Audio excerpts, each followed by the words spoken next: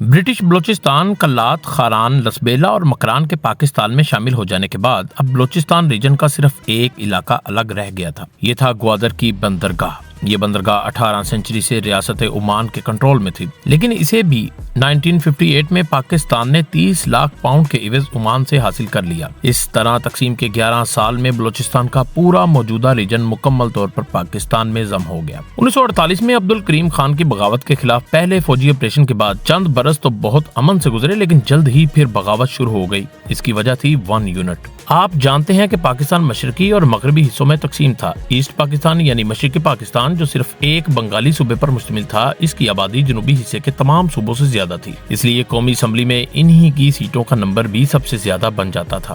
یعنی ایک صوبہ باقی تمام صوبوں سے طاقتور سیاسی پوزیشن لے لیتا تھا یا لے سکتا تھا۔ اس فرق کو ختم کرنے کے لیے 1955 میں جب سکندر مرزا گورنر جنرل تھے، 1 یونٹ قائم کیا گیا۔ اس کا مطلب یہ تھا کہ ایسٹ پاکستان ایک صوبہ ہوگا، ایک یونٹ ہوگا، اور ویسٹ پاکستان کے چاروں صوبے مل کر ایک صوبہ، ایک یونٹ بنیں گے۔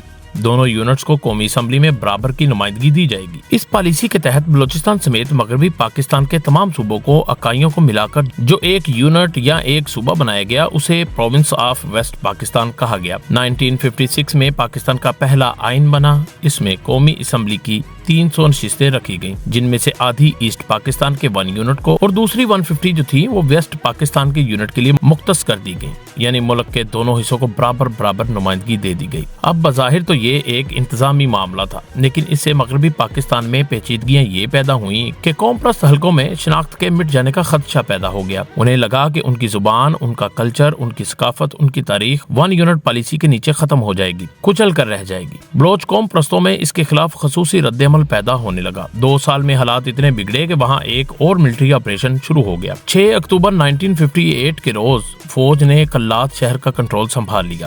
اس کارروائی کے لیے یہ جواز بنایا گیا تھا کہ خان آف کلات نے پاکستان سے بغاوت کے لیے 80,000 قبائلی جنگجو جمع کر رکھے ہیں۔ فوج نے خان آف کلات کے محل کو بھی گھیر کر انہیں حراست میں لے لیا۔ میر احمد یار خان الزام لگاتے ہیں کہ 5,000 فوجیوں نے میرے محل میں ڈیرے ڈال لیے۔ میرے بیوی بچوں کو ایک کمرے میں بند کر دیا گیا تھا۔ محل سے قیمتی چیزیں لوٹ لی گئی تھیں اور کچھ پرانے ہتھیار جو انٹیکس کا درجہ اختیار کر چکے تھے، انہیں بھی کوئٹہ چھونی منتقل کر دیا گیا تھا۔ یہ آپریشن ظاہر ہے صدر سکندر مرزا اور جنرل ایوب خان کے حکم پر کیا گیا تھا۔